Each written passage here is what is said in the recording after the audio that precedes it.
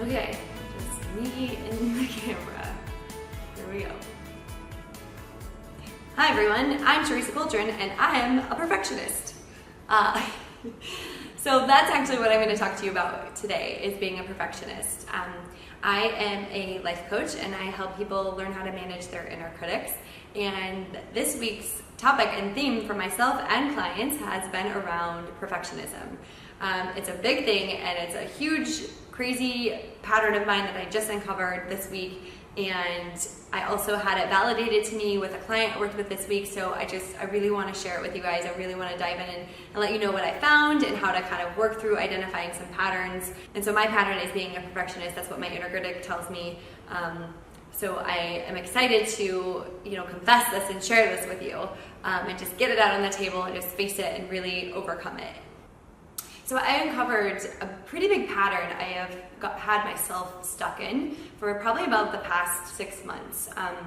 And it all kind of ties back to uncovering that I am a perfectionist in so many ways. And so any friends and family that are watching me right now, you're probably going, duh, yeah, like you're a total perfectionist. And for me, I haven't really paid attention to it. It's one of those things I kind of knew but didn't know, but I didn't realize how much it was holding me back in a lot of different ways in my life. So really it's I kind of just became conscious to this pattern of being a perfectionist in my life. And it's crazy, it kind of all unfolded this week, and that's what I want to share with you guys.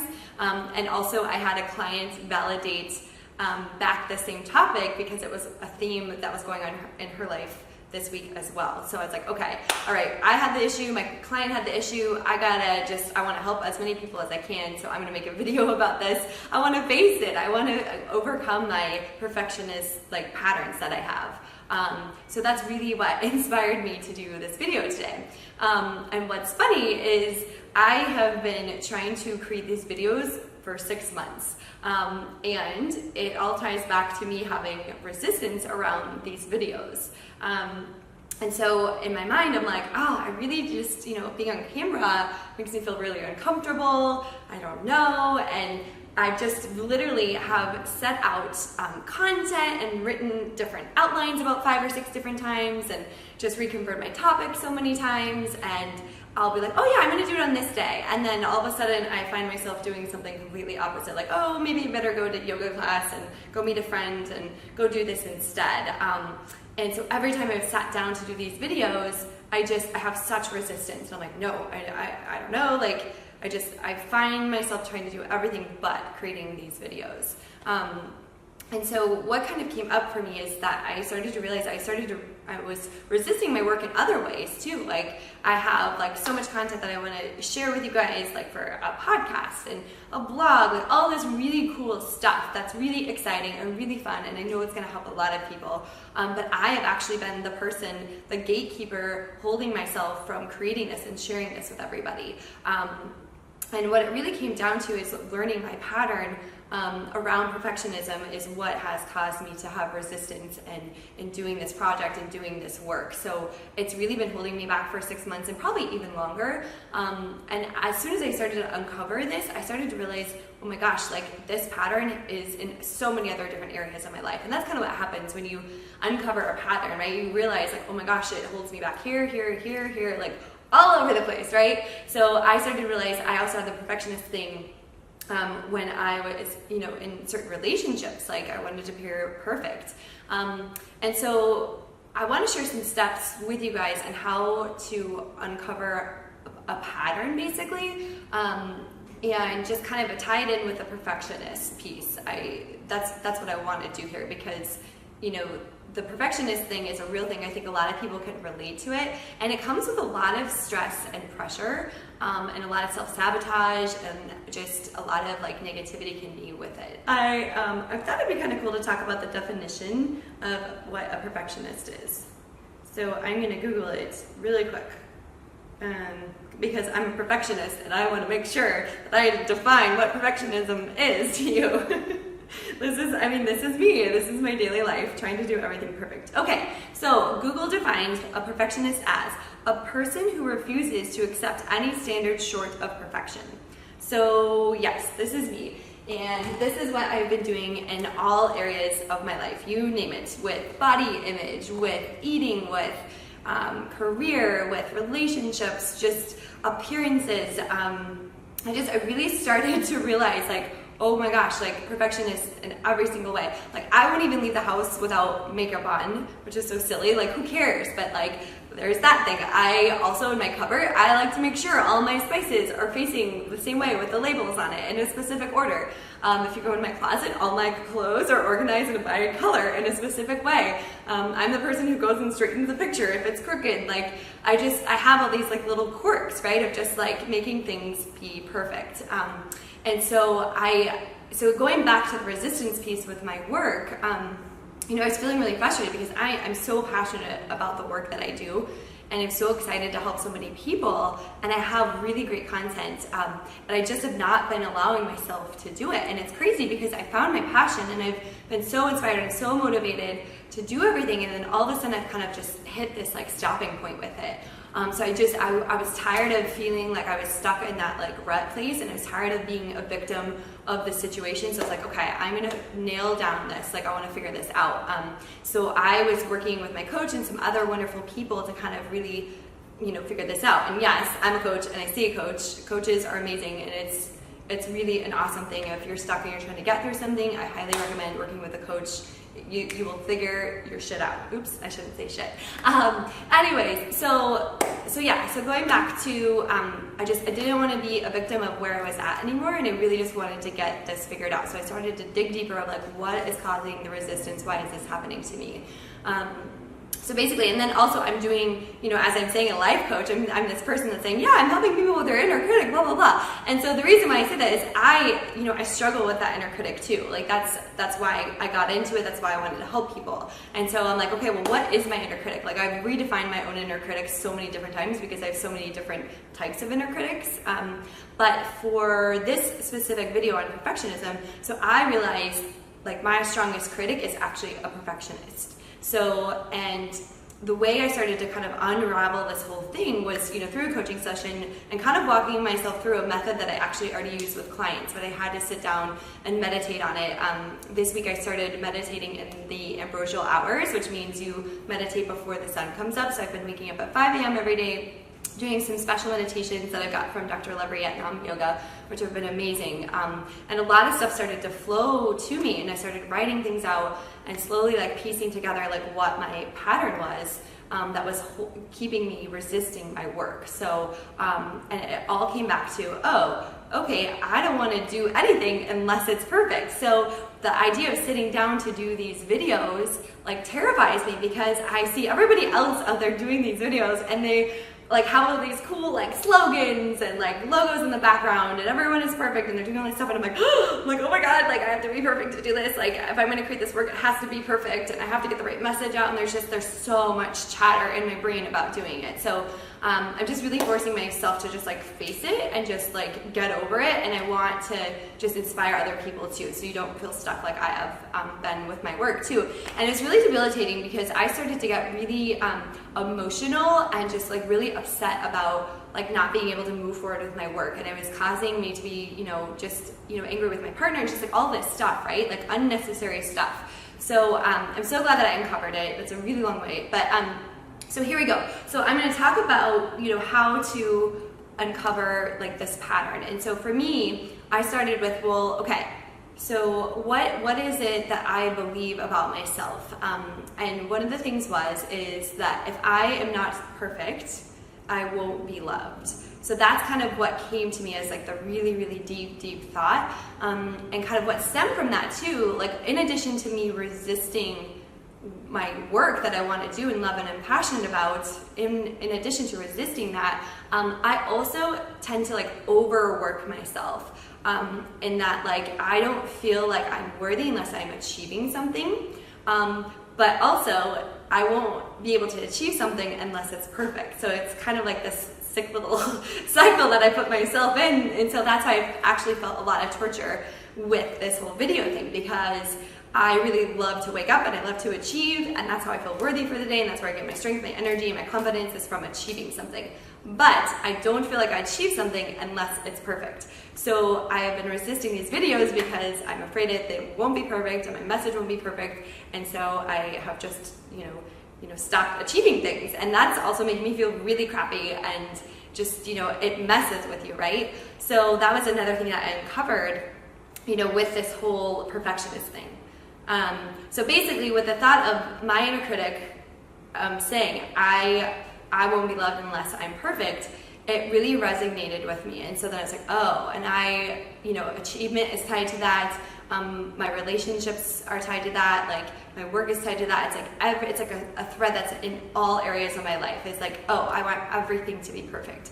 And we know that nothing is perfect, right? I believe, this is going to sound contradictory, but I believe that we are all perfect in our own ways. Like we all actually are perfect. Like we were created by an infinite source. We are all perfect, right? There's nothing wrong with us. And the only thing that causes something to be wrong is like what we believe about ourselves, right? It's like, what do we believe about ourselves? What's our self perception? Like what have we made up about ourselves that we believe? And so for me, it's like, okay, I believe that everything must be perfect, or I won't be accepted, I won't be loved, and that's what I believe, and that's my makeup right now. So I'm working really hard on that belief. So why do we even get into silly patterns anyways, right? Like, how do we even get stuck there in the first place? So basically, something to kind of understand about our brains is we have a process called rumination, and that's where a thought will loop in our heads, right? And our brains and our thoughts and our self-perception is actually created based off of our life experiences. So over time, since we were little, all the way to now, we've had all these different life experiences that have shaped the way that we see the world and the way that we see ourselves. So somewhere along the line in my life, I developed the idea of that, oh, if I'm not perfect, I won't be loved, I won't be accepted, and I won't be liked. So somewhere along the line, me growing up, that's what I had in my head, and then that's what's shaped all of my decisions, the way I live my life, and just how I've existed in my space and in my life. So to go about this process, the first step is to identify what it is you believe about yourself. So what is your self-perception of yourself? So it comes with, a thought. So mine is like, if I'm not perfect, I won't be loved. And so that's my thought. So if I'm not perfect, I won't be loved. So think about what it is, what thought you might have internally that you don't share with anybody else. Or you may not even be conscious with it either, because I wasn't conscious until the beginning of this week. And I have been doing work for a long time, becoming, this conscious person and doing all this studying and yoga and meditation and all this stuff, right? And they'd be like, oh, I'm conscious. But I still didn't see it because it's so unconscious. It's such an unconscious pattern that I've been living for so long. So it might be kind of hard to get to what that is for you, and it's just something you kind of have to meditate, and just kind of something you have to start to think about, what pattern do you keep repeating over, and just really get close with it and investigate it, write it out, investigate it, just really get close with what that pattern is and what's going on when it's happening. So to identify the pattern, you really just want to get in tune with yourself, tune into yourself, and just really kind of pay attention to what it is that you might unconsciously believe about yourself in this pattern, what is actually happening, and kind of just walk yourself through what you did in the pattern and what was happening and why you did it. What were you thinking? What happened? So for example, with me and the resistance in my work, I had to go back and be like, okay, what is it that's causing this resistance with my work? Okay, so I've got all this content, right? Great. I've got equipment to make a video. Great. Check. I had everything I needed to make these videos, but I still wasn't doing it. So it's okay, well, what comes up when I start to do the video. It's like, well, okay, I don't want to sit down and do the work because I feel like it's not going to be perfect, or I feel like people are going to think I'm an imposter, or I feel like, I'm not going to be able to edit the video right, or I feel like it's not going to be entertaining enough. Like, there's so much competition now with social media and YouTube and like all this stuff, right? So this was like all this stuff going on in my mind. And so that was my belief, is like, if I can't make this perfect, if I can't make my work perfect, I don't want to do it. I'm just not going to do it. I'm going to resist it, and I'm not going to do it. So that's the first step, is identifying what it is you believe about yourself, and then doing some investigation of when this pattern gets triggered that causes you to do this. So the second part is, how do you feel when you believe this thought? How does it make you feel? So for example, my thought was, unless I'm perfect, I won't be loved. So what this does to me, it makes me overwork to try to achieve. It makes me bend over backwards trying to make work perfect. So meaning, like, I will overwork myself with 1,000 attempts and never actually produce anything. Like, I'm one of those people, I get really creative and create something, but I won't ever stop working on it because I keep thinking it should be better or perfect. And then with that, I also get really anxious and have a lot of fear and worry and doubt. So when I, feel like, I need to be perfect or else I won't be loved or accepted, it causes fear and anxiety and doubt for me with everything I'm doing. So if I'm in a relationship and I feel like I'm not perfect, for my partner, I will have fear and anxiety and doubt, fear of like abandonment, of everything else, and like not being accepted. So that's where I kind of nailed that down there.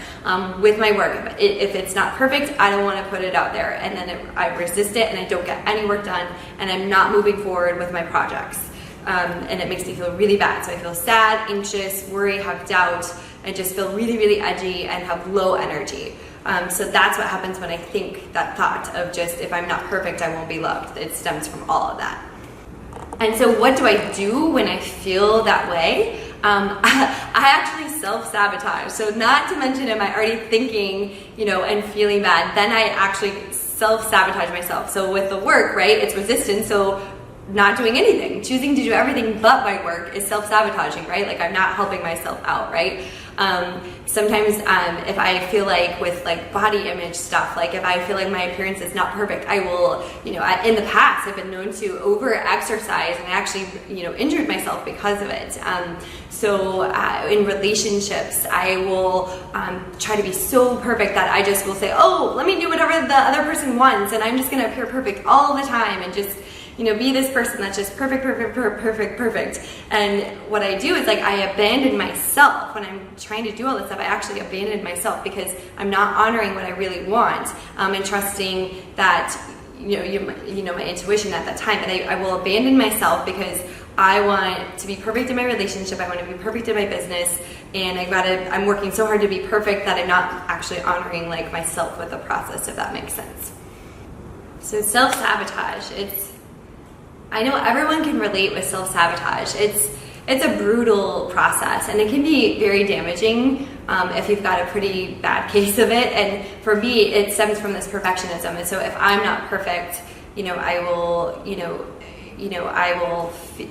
makes me feel really low energy, sad, depressed, anxious, and then I will just self-sabotage. I will hurt myself by over-exercising. I will hurt myself by overworking and not, taking breaks and resting. I'll self-sabotage by not honoring what is good for me because I want to be perfect for the other person. So all of those behaviors are self-sabotaging and stem from this pattern that I have of trying to be perfect.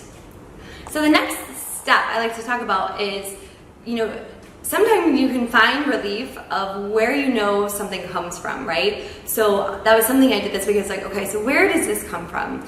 And so I think for me, what I realized is it came back all the way back from my childhood. I was like, how long have I actually been believing this thought of like being perfect? And it's kind of interesting. So I kind of went back in time from the very moments I can remember feeling like I always had to be perfect. And I kind of remember some things from childhood. It's like, okay, you know, when you do a really good job when you're a kid, you get really rewarded. You're told, good job, and you get all this like positive love and attention, right? So that just is like a given, and which is a really nice thing. But that's, at some point in time, that's where I learned that I got acceptance as if I am perfect. So that's kind of where I think it first kind of started. And then from there, like I can even remember in middle school and high school, like just, you know, I was thriving off of people telling me that I was like pretty or so fun and like all these things, right? Like, and I wanted to fit that mold and that image. Once you've identified where this thought or pattern has come from, the next question I like to review or ask myself, is it true? Is this thought true? So for me, it's, you know, the whole idea of the perfectionist thing of being, you know, if I'm not perfect, I'm not loved. Is that thought true? No, it's not true. I know it's not true, but it's something that I've been believing, right? So I have to work on changing that belief that I have around this. So changing my self-perception around all of this, right? So once you have asked yourself if this is true, and the answer is no, 100% of the time it's always no, then you're almost free from it a little bit, or it starts the freedom process, right? So it's like, oh my gosh, like I know what it is now. Like it just feels so good to know what it is. You're like, oh, I know what it is. And now at least I can know, I can try to figure out what to do to work from it. And it's not gonna happen overnight, and it's not like, oh, you're cured or whatever. It's still there, but at least you know what it is and you can work through it. And so you know that you were able to identify what your thoughts are, like what you're thinking when it throws you into this pattern. You learn how it makes you feel when you're thinking this thought, and then you identify what it makes you do. And then from there, you dig back in time, see where it came from, ask yourself if it's true, and if it is not, then you can let it go and just work on trying to resolve it. And so there's a lot of different things when you do this kind of self-work. And there's so many different things to try and do, so it's kind of like trial and error. So I'm going to share some tips that have helped me, but you may find, you know, other things work for you, which is totally fine. Just find what works for you and stick to it like glue. Just stick to it, just dedicate time to it, show up for it, and honor yourself, and, you know, just do the work that you need to do to release it. So one of the things you can think about is, you know, who would you be if you didn't think this thought? Like, what would you do if you didn't have this thought? And for me, like when I was asking myself this week, I think maybe even in my coaching session or when I was writing it out, I was actually crying because I felt so relieved. I was like, oh my gosh, I felt the relief. Like when I like took out the perfectionist piece, I was like, oh my God, I can breathe. Like, oh my gosh, like I would do anything. I would do these videos. I would, not resist my work. I would, just flow through my relationships with just confidence and love. I would, be connected to my body and I'd be happy. So it opened up the space in my mind to learn to feel what it feels like to take that thought out of my mind and not believe it anymore.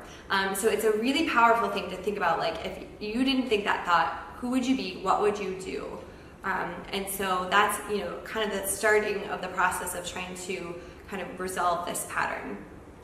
Some of the other things to be aware of when you're kind of trying to address these patterns is the first part is just really becoming conscious, of the pattern and like when you're in the pattern and what is going on, right? Like you kind of have to wake up. Like for me, I was so close to this pattern, I did not see it, but I guarantee you everyone who knows me like picks up on that and like knows that about me, but I couldn't see it. I was not ready for it. I was not conscious enough. And it's funny, oddly enough, this same week as I was going through this, a client of mine was dealing with something very, very similar. And so I got my validation I needed to do this video. I can no longer resist. I was like, okay, this is my sign and I'm gonna go with it. So having myself go through it this week and then sitting down with my client at the end of the week and her having the same stuff, I was like, okay, this is a thing. It's here for me to address and I wanna help other people go through it and talk about it. So when I was coaching her on this, this at the end of the week here, I was saying, okay, so the first thing, that needs to happen is just really becoming conscious of, when you are in this pattern. So it just means kind of like coming back to the present moment and just paying attention to what is going on. Like you might be mid-pattern and be like, whoa, how did I get here? Like just stop what you're doing. If you can at all get connected with yourself, like you're connecting to yourself, and just be like, how did I get in this pattern? And just kind of stop what you're doing and just become an observer of your thoughts, your environment, and what is going on. And so part of this piece to overcoming, these patterns and these thoughts and things like that is to really just get connected to your higher self. It's like turning inward and connecting with, who you truly are. Like, what is your soul? Who are you? Without these like negative thoughts and like these influence from your ego or your inner critic or the external world. Like, who are you? What feels good for you? And to be able to do that, you have to become present in the moment and connect with your thoughts and just kind of be in that aligned space. And so to be able to do that, there's a lot of different things you can do. My favorite thing to always recommend to people is to do, some sort of breath practice that kind of gets you aligned and centered for the day. And I have some videos around that you should check out on my website, letgolivecoaching.com.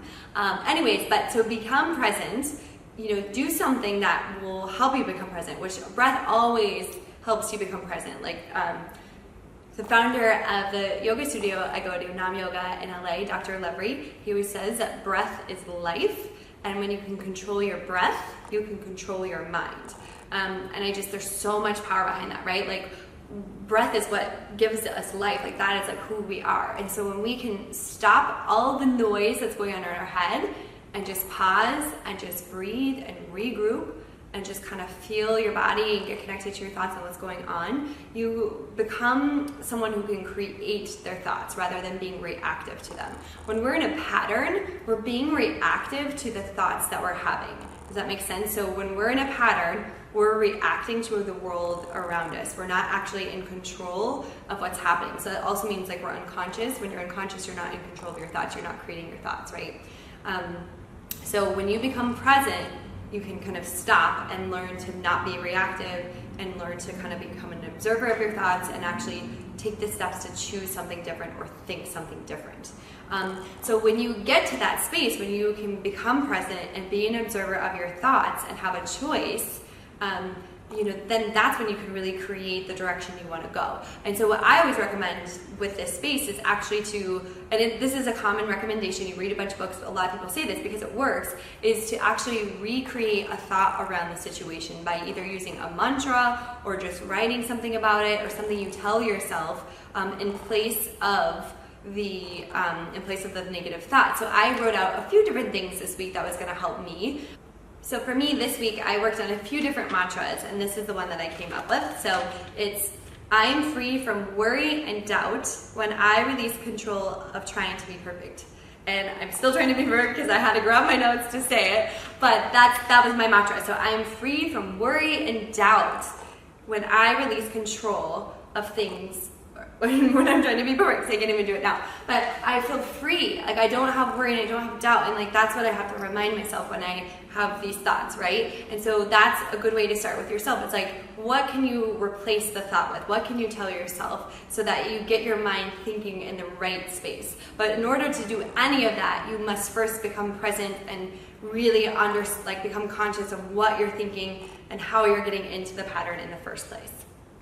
Another thing that helps with this is doing meditation. So I don't want to sound so bossy with meditation because a lot of people get like freaked out when you say meditation. And I was totally one of those people. I was like, oh my God, meditation, are you kidding? Like, I can't quiet my mind. What are you talking about?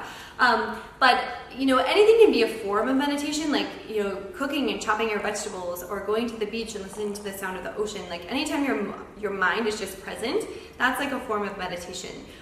So I do meditations that are mantra meditations. And so what's happening when you're meditating, it's actually neutralizing the mind. So it's actually kind of calming down all the noise and all the stuff that's running in your mind. And it's kind of giving your mind like a reboot and a reset. But what happens when your mind is just neutral, right? Like you're not overly emotional, you're not like overly positive or grouchy or whatever. It just neutralizes the mind so that you can actually become present and actually think. And when you're in a neutral state, and like can choose your thoughts, that gives you so much power in your world, right? So when I become present and in neutral, I can approach my, my perfectionist thought and be like, nope, that's not true. My real thought is I don't have to be perfect and I will still be loved. And I can do my work. I don't have to be afraid. Like, you can kind of just talk to yourself and kind of, coach yourself. Like, just be like, nope, I don't have to believe that. Like, but to get to that space, you're becoming present. Breath work works. Meditation works to kind of neutralize that mind, to kind of get you centered and focused. So there's so much to share on this topic of uncovering patterns. And so, I shared like becoming present is really key, and you can do it by doing breath work and meditation.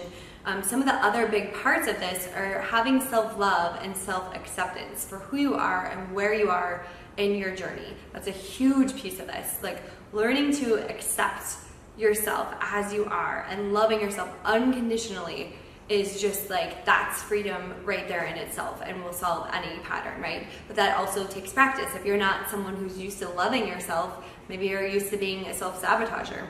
I've gone through many periods of that. So if you're used to being a self-sabotager, this whole idea of self-love and acceptance is very foreign. But I encourage you to kind of think about that and learn, what kind of freedom comes from you just loving and accepting yourself. Okay, so I've kind of shared a lot. I hope you found this helpful. I'm really passionate about this. I want to keep studying it and want to keep sharing all of this with you. I want to keep sharing my findings. I get really nerdy about all of this stuff. So if this resonated with you today and you're feeling like, you want to work on uncovering some patterns, hit me up. I do a free coaching session. Go to my website, letgolivecoaching.com. I have a link you can click on for a free coaching session. Also, you can sign up for a free guided meditation I created. I also have the breath practice that I love and use that helps me get grounded and present. So that's all on my website, letgolivecoaching.com. You can also follow me on Instagram, letgolive. I'm also on Facebook.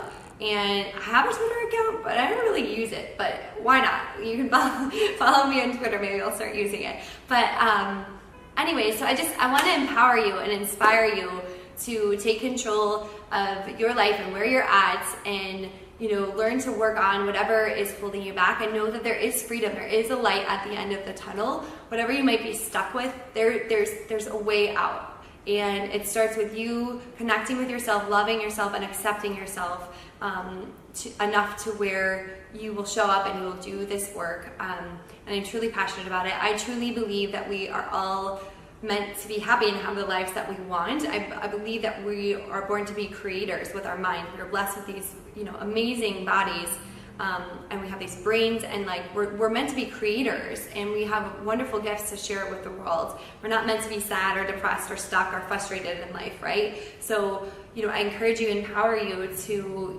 whatever it is you're working on, know that there's a way out. There's a light at the end of the tunnel. I'm happy to go there with you. I've been through a lot of dark tunnels. So what are you waiting for? Let go and start living. I think that's probably it. It's a wrap. Yay, I made it. Woo! I'm done. Oh, I made it. Yay, thank you for listening.